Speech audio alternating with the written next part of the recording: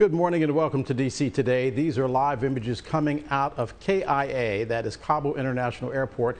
They are revealing what we are just learning, which is that there has been an explosion. This following days of warnings coming out of Afghanistan to get Americans out of Afghanistan immediately because of fears that there could be an attack by what is called ISIS-K. 5 days left to get out of Afghanistan, 100,000 evacuated so far, but once again this morning, the peaceful calm, if you could call it that, being shattered by this explosion. BNC's Chief Foreign Affairs Correspondent Nayyera Haq has been tracking all the developments. Nayyera, this really was a race against the clock, and it appears the time ran out.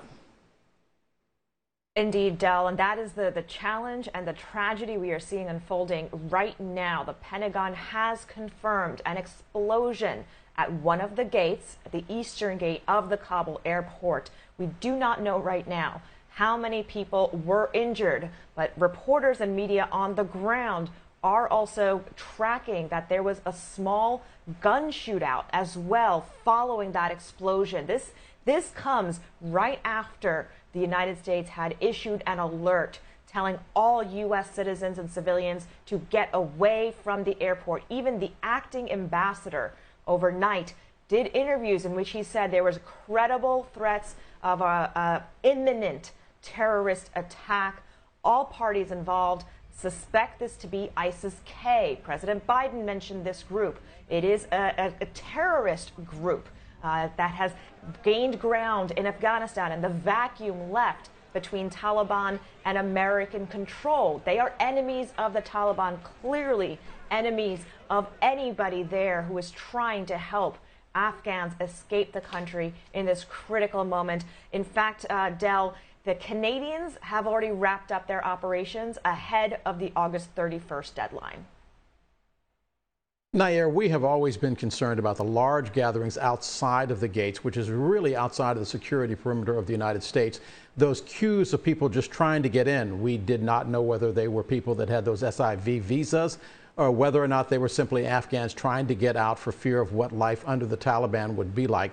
But the bottom line was there were a lot of people queued up outside of the airport, and the United States wanted to make sure that there weren't any Americans in that queue. Is that correct?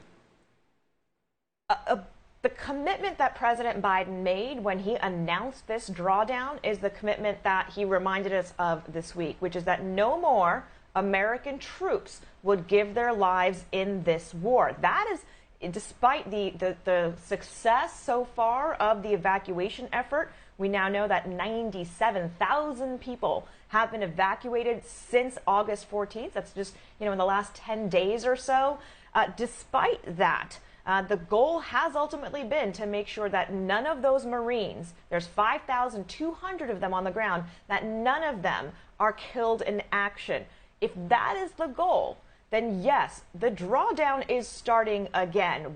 That number I just mentioned, 5,200, that's already 600 less than earlier this week. So the goal is not to get out everybody who qualifies to get out. There are those interpreters who worked with Marines are currently being turned away at the gates because the priority is to get American soldiers out safe and to not continue to put them in harm's way. As we know, this explosion, this terrorist attack, only heightens the awareness that we all have that Afghanistan has been a combat zone and people have been at risk for a long time.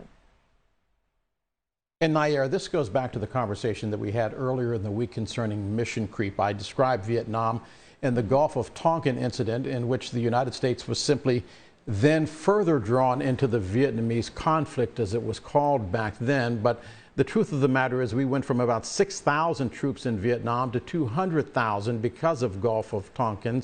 How does the Biden administration walk away from an attack like this if we do find out later that Americans or America's allies were involved among the casualties? Part of this is what the Biden administration is going to wrangle with, because the idea is not that the United States would withdraw, as we are seeing, or things continued as normal. Things have been devolving in Afghanistan, the Taliban clearly gaining ground for several years but most acutely in recent months. So in order to counteract all of that, it would have required an additional surge of U.S. troops. We are hearing generals who oversaw this war saying, in order to really win, you would need 100,000 more soldiers there. And that is nothing that the American public is willing to tolerate at this point.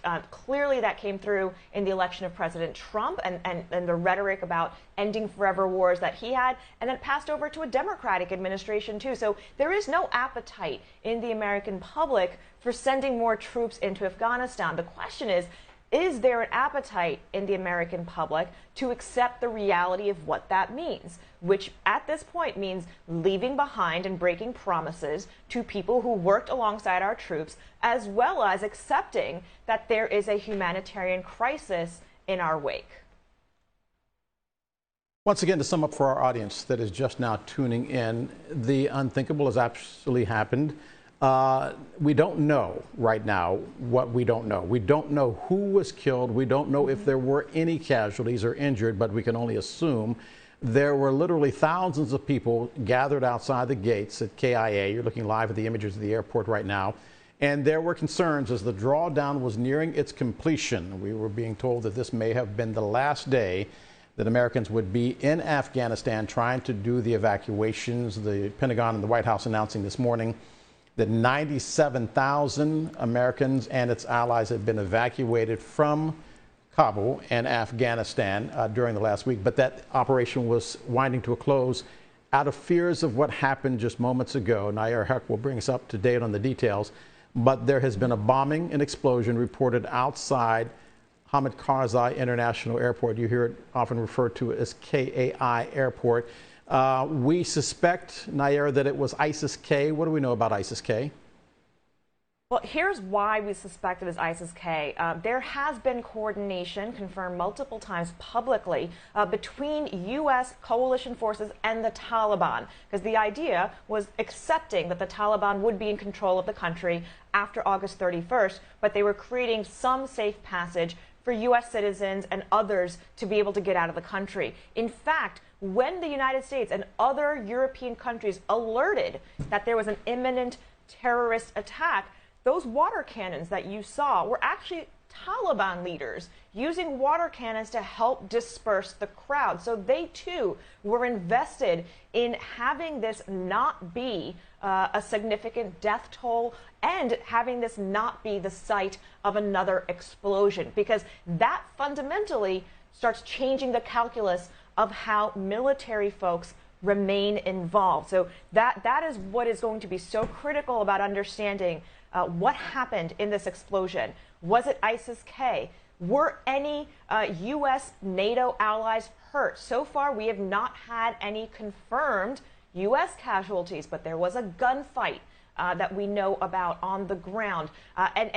This is where the politics of this clearly comes into play, and that's exactly what terrorist groups want to do, right? Is to sow dissension, to sow fear, to upset diplomatic plans. And ISIS-K is an offshoot of the Islamic State that we know has been wreaking havoc throughout Syria and the Middle East. They are the sworn enemies of the Taliban because they believe the Taliban gave up the banner when they started negotiating a peace with U.S. And other allies. So ISIS-K has now taken advantage of the vacuum of security that exists in Afghanistan. They are also taking advantage, though, of the 5,000 prisoners who were released as part of the Trump deal. I cannot emphasize that enough.